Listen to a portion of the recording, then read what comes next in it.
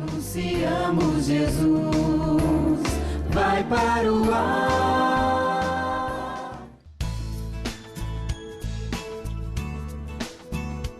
Este é Luiz Carlos Rossini, político e agente da Pastoral da Sobriedade.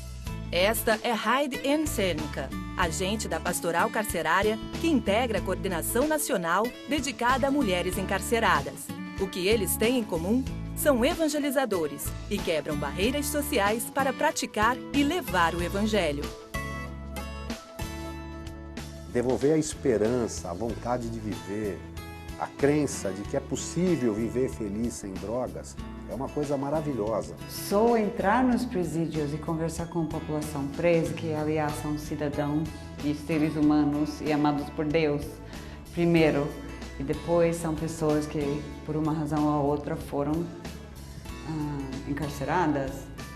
Isso em si já quebra alguns protocolos sociais. Nas pastorais em que atuam, Rossini e Heidi buscam ter o olhar do pastor e vão ao encontro das ovelhas que por muitos são esquecidas. Eu aprendi na Pastoral da Sobriedade que nós devemos fazer dos preteridos os nossos preferidos. Os dependentes de drogas, eles são excluídos, marginalizados, estigmatizados, né, pela sociedade. E muitas vezes a sociedade não tem um olhar de compaixão com eles. Não consegue entender que eles são doentes e que precisam de ajuda. Então essa nossa ação de cuidar daqueles que ninguém mais quer cuidar é fazer aquilo que Jesus nos propôs, né? Eu vim para salvar os que estão perdidos. Nós temos certeza que o Evangelho fala muito dessa questão de vida em plenitude, do reino de Deus aqui na Terra, de um mundo mais justo. E nosso trabalho é no dia a dia acompanhar a pessoa presa, para dar essa atenção, para dar um ouvido onde outros não dão. Ao se referir a um de seus trabalhos, Rossini conta o que é necessário para a evangelização acontecer. Não basta o conhecimento técnico, científico. Se não houver um envolvimento de paixão, de amor, né, de gostar, de querer ajudar as pessoas, esse trabalho também ele não tem sentido.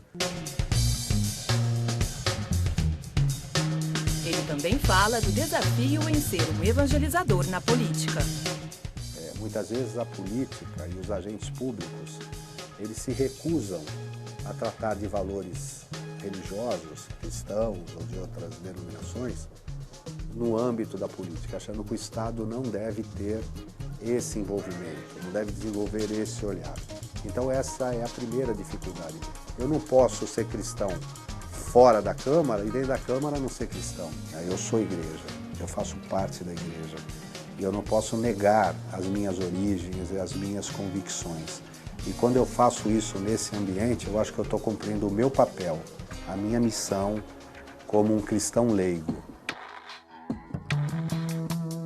Mas o que leva pessoas como Heidi e Rossini a se doarem para levar o Evangelho? Eu cresço muito com isso. Não é só eu faço isso porque eu acho, como cristã, como parte do Evangelho e da igreja, eu tenho obrigação, mas eu cresço tanto com isso, eu sou uma pessoa tão diferente e tão maior por causa desse trabalho com eles me formam. Então a gente se colocar a serviço para ajudar o próximo, talvez aquele que você nem conheça, é algo que provoca uma sensação de paz interior fantástica. Na verdade, entender, se colocar no lugar do outro, conhecer e sentir as dores que o outro sofre. E quando você sente isso, assim, o teu desejo de ajudar se intensifica, te motiva a todo dia fazer novamente e cada vez mais. O Papa Francisco, na exortação apostólica sobre a alegria do Evangelho, ele fala de novas formas de pobreza do mundo atual, novas exclusões. Quer dizer, alguns grupos que não havia no passado, mas que agora são motivo de preocupação para a igreja, deve ser motivo de preocupação para todos nós. Por exemplo, quando ele chama assim, novas formas de pobreza e fragilidade. Ele fala, por exemplo, dos tóxico-dependentes. Quer dizer, pessoas que vivem na dependência da droga. Que pobreza! É triste a gente imaginar que haja pessoas se enriquecendo com a destruição da vida de outros. Imaginem as respostas que terão que dar a Deus no juízo final. Se alguém que foi chamado a construir a vida, olhar pelo outro, não. Se enriqueceu à custa da desgraça e do sofrimento do outro. É Jesus que vai dito, foi a mim que o fizeste. Além dos tóxico-dependentes, e graças a Deus, há tanta iniciativa da Igreja Católica nesse campo, há os migrantes. Aqueles que vão de um lugar para outro, que ninguém sai de sua cidade se sente bem, se tem emprego. A pessoa sai normalmente num sentido de necessidade. Migra para outro estado, emigra para outro país, com toda a insegurança que é a migração. Eles precisam de ser acolhidos de uma maneira especial. Uma outra forma de pobreza, ele diz aqui, as novas formas do tráfico, o tráfico humano. A campanha da fraternidade tem nos mostrado que é terrível alguém se enriquecer vendendo, esse é o termo próprio, vendendo seres humanos para a prostituição, para um trabalho escravo, crianças para extrair órgãos. Onde chega a maldade do coração humano? E a igreja não pode ficar indiferente diante disto. Deve ser uma voz profética, deve ajudar as pessoas traficadas, deve conseguir leis que a integrem novamente na sociedade. Há outros novos desafios, por exemplo, ele fala das mulheres que padecem situações de exclusão, de maus tratos, de violência, porque frequentemente têm menores possibilidades de se defender dos seus direitos.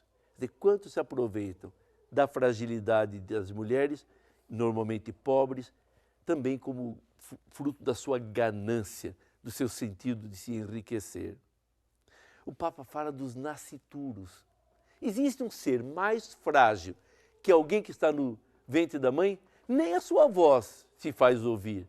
Então nós temos que defender. E o Papa lembra, tem palavra fortíssima sobre o valor da vida humana contra o aborto, que clama aos céus. Então, como ele lembra aqui, aí a lista vai adiante, são novas formas de pobreza para as quais a igreja deve ter um olhar especial de compaixão. Quando eu digo igreja, não estou falando uma entidade etérea aí que não existe. É você, eu, nós que acreditamos em Jesus Cristo e que procuramos viver segundo os seus ensinamentos. O Papa quer lembrar que a evangelização tem uma dimensão social que não pode ser esquecida. Esquecer-se disso seria deturpar o Evangelho, deturpá-lo no sentido de eliminar uma parte essencial do trabalho evangelizador. Para que cresça no seu coração a consciência de que a sua missão, a nossa missão, implica numa dimensão social no mundo. Para isso, desça sobre você, meu irmão, sobre você, minha irmã, a bênção de Deus Todo-Poderoso, Pai, o Filho e o Espírito Santo. Amém. Irmãos e irmãs, fiquem em paz e o Senhor os acompanhe.